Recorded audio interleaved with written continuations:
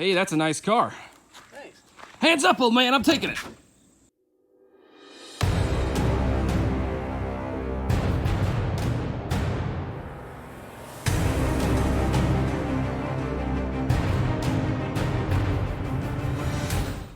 Hey guys, welcome back to the channel. This week we're going to continue working on the 66, and we've done a little research this week between last episode and this episode to try to find out kind of exactly what were some of the original things on the 66 that have been messed with and changed under the engine bay. And that's one of the things that's kind of different about doing a restoration instead of a rebuild, is that you know the things have been changed so much over. If the car is 60 years old, you might have had 5 or 6 owners over those years, and each one of them's added or taken away from the car. And so it's interesting to go back and do research and look and see what exactly this thing had in 1966. And that's what I'm trying to do on this car, is make it look like it was in 1966. So come here and let me show you a little bit of the things that I figured out in the engine bay.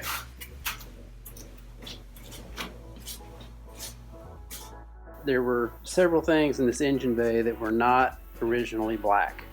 Okay, they were not, I'm talking about not color, but not just painted black. There's a coating that they use called phosphate and oil coating. They use a chemical called manganese phosphate to coat metal without paint, and it's kind of like what they use on gun barrels to make it the dark black color. There's a few things on this engine bay that used that process. One was the hood hinges, which we already talked about. The next, which I'm so glad I didn't start painting these already, it's the top of these shock towers. Those were that. This hood latch right here was that same thing, not this brace, but the actual latch. You can see right there where that paint's peeled off, and underneath there is that phosphate finish. So this right here is going to have to be taken off and sandblasted, and the coil bracket, that was that coating. And I think that is all. And I'm still researching it, but I might, if I find more stuff, then I'll do it. But I'm going to actually attempt to do that manganese phosphate coating, and I'll do that on the channel as soon as I get all the stuff in that I need to actually do the process. So we'll have all this stuff here will be in that coating. The actual hinges that go on the hood hinge, and like I said, the latch. So we've got a lot of cleaning to do and some more research. And also I found out that this right here, which they call an export brace, which you saw me take off on the last episode, that goes from the shock towers up to the firewall, that is not the original correct one. The original one was, there was a tab welded on right here. You can see where somebody sometime ground off spot welds, ground off this tab, and it went about right here and it stopped. And there was 2 bolt holes that went from it and over to the firewall. And you can see that someone has widened out the holes on the firewall to be able to use that export brace. So now what I have to do is try to find somebody that has one of these original tabs that welded onto the shock towers, on one on each side. So that could be difficult. I did find the other part that goes straight across. There's some of those on eBay, so I can get those for sure, but I have not been able to find the tabs yet. So those were just painted black, but I need to finding them so I can get them sandblasted and get them ready to weld on. So that's the kind of things you run into on restoration. So while I'm waiting for the sandblasting film to come in so that I can blast the rest of those parts so I can see what I'm doing, I guess I need to go ahead and start hand sanding all the engine bay area. I'm just going to try to, it just is like overwhelming to think, oh, we got to sand in there by hand. So I'm just going to try to take one section at a time.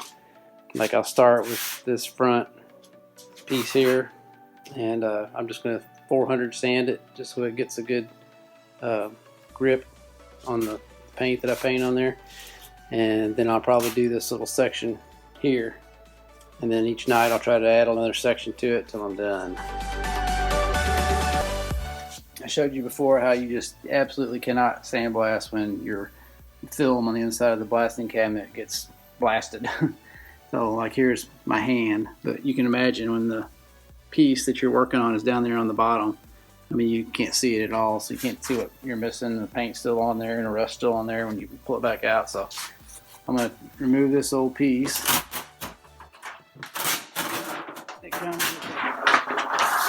You can see there it is, and you cannot see through it at all. You're supposed to be able to see through it. So here's the new stuff that you can see through. This stuff's pretty expensive. It's 3 sheets, and by the time you get it here with freight, it's like $20. So it's around almost $7 a sheet, and it does not last very long. So that's what you're supposed to be able to see when you're blasting. There's that hood latch I've been working on. So let's get the new film put on there and get to blasting.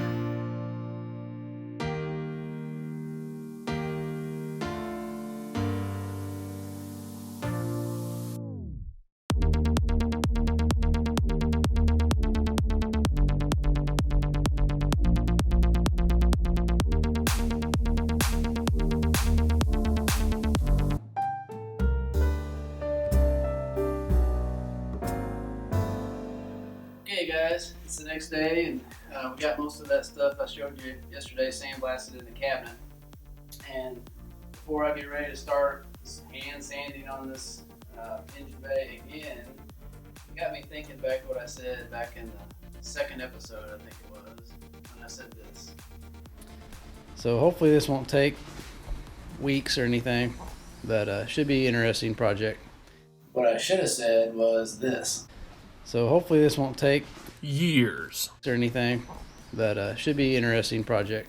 But I do have a great treat for you today. Not only am I going to be in here hand sanding this entire engine bay, but good old Andy came by to help me. I did not know that he was going to be hand sanding in this engine bay all day. So let's get started and get our I think I showed you on the last episode, I switched to 320 because the 400 was just so slow, and we need to get this scuffed up good for the primer. So let's just continue on with our 320 and we're going to sand around all these curves. I did get a new thing I'm going to try. I've never tried these before. This is a 3M sanding sponge. So this is a 320 to 400 grit, that's what they call it.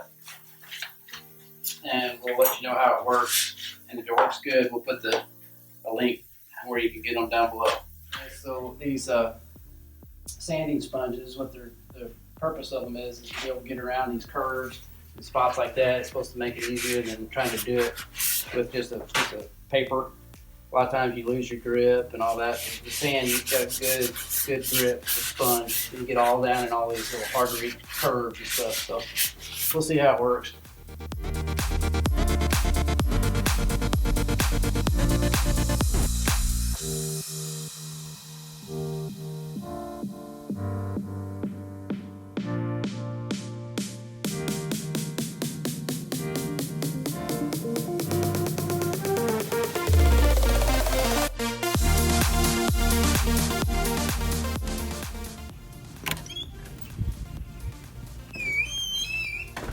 Dad, what are you doing?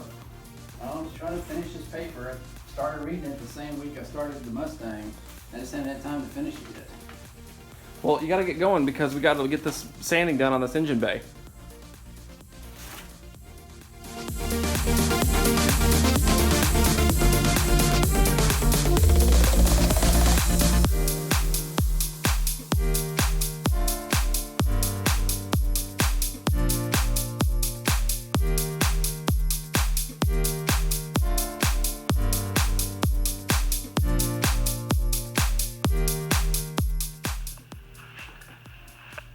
Well, I'm grinding off the top of this steering box. I just uncovered the good old FOMOCO logo. Say that 3 times fast. This is the original steering box, which it's a closed ratio. I don't remember which numbers it is on there to prove it, but I don't know if you can see it. That HCCAX 601B, I think it is. That's one of the few things that doesn't prove it, but it comes close to proving that this was an original GT car because it has that steering box. So this is what 3 hours of sanding with gloves on looks like.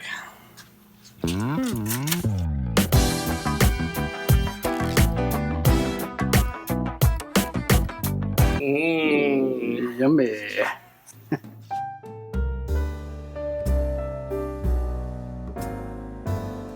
So we told you we were going to tell you guys what we thought about this soft sanding sponge. We compared it to just this regular 320 grit sandpaper, and this is 320 to 400 grit performance soft sanding sponge. And so using both of these kind of on the curves and on the flat parts both, we figured out that I don't know that this necessarily lasts any less long than a full sheet of this does, but it's about 4 times the price. But I will say that using it on the curved parts, especially getting it around here and getting it down in the more hard to reach places, it stays attached to your hand better and your hand doesn't cramp up as much. And so when you're trying to sand on something that's kind of hard to reach, this will slide around and stuff and not necessarily get as good of a coverage, whereas this will get much better. So if you don't mind paying a little bit extra and having less frustration, this will be definitely the way to go. Well, that's all the time we've got for today. We appreciate you guys hanging with us, and we got quite a bit done this week as far as sanding some more again and blasting some more again. But hopefully this next week we've got our manganese phosphate coming in, so that we can phosphate all those parts that we got blasted, and that should be interesting next week, and a few more new things that should be things other than sanding, we hope.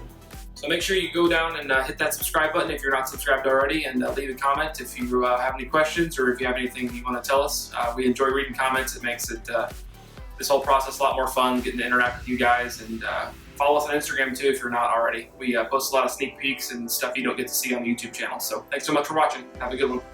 And always remember, don't retire it if you can rebuild it. See you guys next week. Thanks so much, guys, for tuning in and watching this week's episode of Rebuild It. Make sure you subscribe so you don't miss out on any awesome content. Have a good one.